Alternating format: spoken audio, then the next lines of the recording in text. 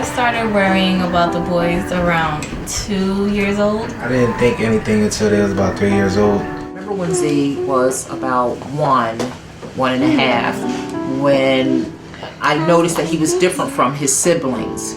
When Z was about 3 months, I noticed that he wouldn't watch me. When I came in the room, he wouldn't acknowledge me at all, like most children do. And around 1, we noticed he really wasn't communicating, he wasn't making much noises. He was a lot more active than his older sister. He would get into a lot more things. And I guess we thought, before we even thought anything was different, thought maybe it was him being a boy. EJ will climb stairs, he'll jump from TV stands and the couches, not knowing that it's dangerous. They had problems telling me, things that they want and speaking in full sentences.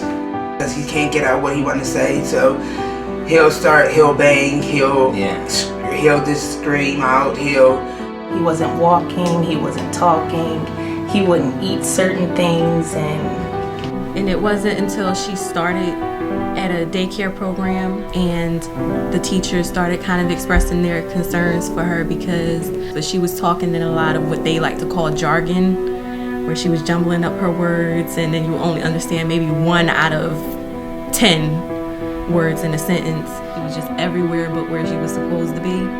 So I said, okay, I took her to her doctor. I asked a lot of questions. You think it might be like ADD, ADHD? Autism never really crossed my mind in the beginning. And her doctor kind of waved it off like, her exact words were, oh girl, please. There's nothing wrong with her. I asked his pediatrician, he said, he's just a boy, they do things differently because they're boys. I had no idea that my son could be autistic, even when I was being told by my sister-in-law and somewhat by my wife to get him checked out. I wasn't aware of what autism was. When they first said the autism word, I was like, what? I didn't know what it was. I never really heard of autism before, at all. The key issue with autism, for me, it will always be that lack of engaging with your child. Eye contact, attention span. For example, if we went to the playground, instead of wanting to find children to play with, he would just be in his own little world. If they're together and another kid is, trying to talk to them, they'll block them out. And if they don't answer yes or no, they'll repeat what we said. He would walk around the house flapping his arms. He goes through the house as if no one's there but him. He'll approach a part of a video, a movie, he'll stop it, he'll rewind it, and he'll play it again. It'll get to the end of it, he'll stop it, he'll rewind it, he'll play it again, and he does it over and over and over again. I know every child is different, so I was like, maybe he just learning differently, or it just wasn't. Because he learned how to walk really, really fast. He did. When I really noticed is when he was around 1.5, when he wasn't saying any kind of words. My mother says she's known since he was, 18 months, that something was different. I tried to initially kind of put it off as, he's a boy. I knew deep down that there was something different and that he needed some help, with his development. I just didn't know what to do. I didn't know what to actually really do, so we were just doing everything. We was just trying to make him eat different foods that he wouldn't eat. She told me when he was 1 that we should get him some type of services, and I actually fought that. I said, he's okay, he's a typical boy. I was like that when I was such and such age. I figured eventually he'll talk. I didn't know what it meant. Could it be something that just someone could teach him and then it'll go away? I didn't know anything about it until I started reading on it, what to go about. I was like, okay, we go home, we get a teacher and he'll be better in a couple of years. I didn't know the extent of autism at all. A lot of parents, they just think their children are misbehaving or ADHD. They tend to try and diagnose the children themselves. I thought that autism and intellectual disabilities were the same. No one ever taught me anything about the signs and symptoms of autism. It's one of the myths, of autism is that the child is either severely, retarded or mildly retarded, and that was my fear. He used to always say that they're spoiled, they're spoiled. they're not listening, and I would get mad. It's a myth that someone might be acting out of order because they're spoiled, because I found out it's not a myth. I actually used to be one of those people who thought that was the problem. Oh, they just need a good whipping and they'll be okay. Because that's how my mother and father did with me, and I thought all children were like that. But it's not always the answer. You're not going to spank the autism out of them. And I think for us, for all African Americans, we need to understand that certain issues you just need to put it on the table so everybody understands. But I would have friends who was like, there ain't nothing wrong with that girl. It was like, you just need to discipline her more. Like almost to say that I'm not doing my part as a parent. There was a reason why these things were happening. There was a reason why our son was acting out in certain ways and expressing certain behaviors. And our goal was to find out, what it was. But, that is the major problem that we face today in the African American community as far as dealing with autism is, denial, not being willing to accept what the situation is. I was born into denial. How it feels. It's sad. Yeah. I love him, and I'm not really embarrassing him at all. My fear is I just want to be here as long as I can. I don't think that you really accept the sadness. You deal with it. Because make room for it. Yeah, because you have to be strong for them. You can mourn, and it's okay because you have to take that time out for yourself, but it's still, that child is still your child, and at the end of the day, it's still about your child, and you have to do the best.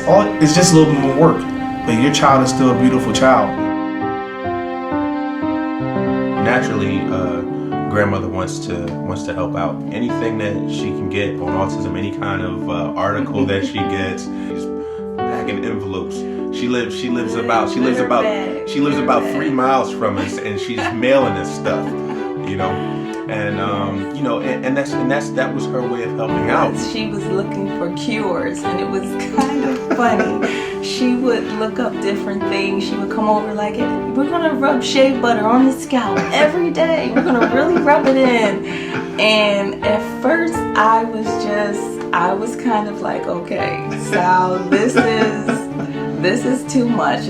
There is no cure. Right. Yeah. For autism. Yeah. There's no cure. There's a because diagnosis. It's not a disease. Right.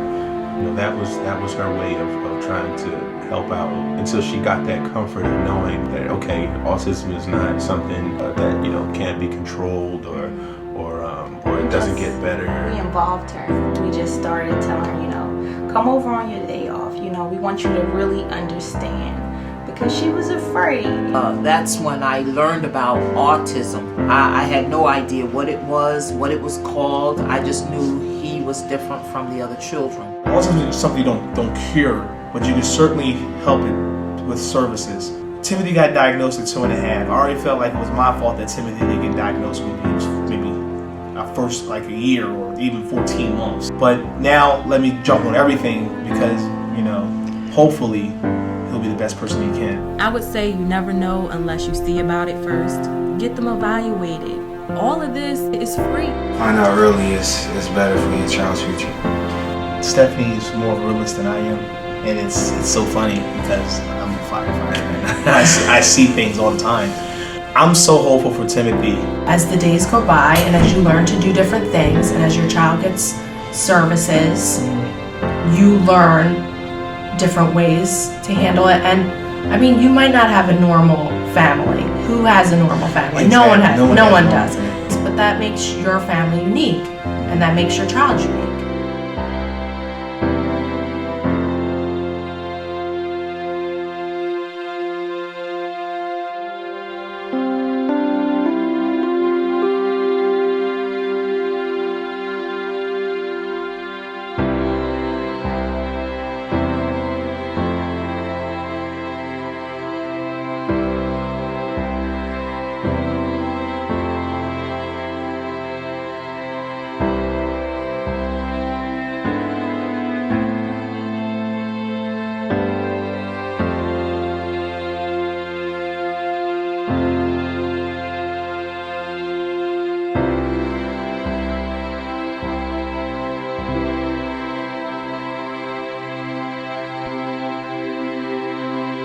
Autism is a neurodevelopmental disorder that includes differences in social interactions, communication, and behaviors. Some people with autism need a lot of help in their daily lives, others need less. From 2005 to 2011, the number of people identified with autism in Philadelphia more than doubled.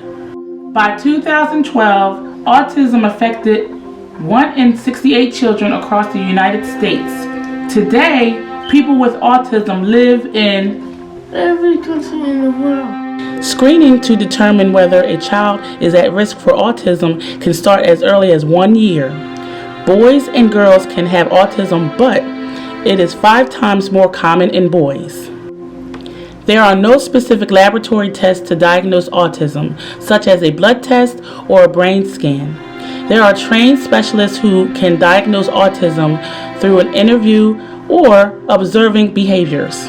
Early intensive behavioral interventions can greatly improve learning and living outcomes for children with autism.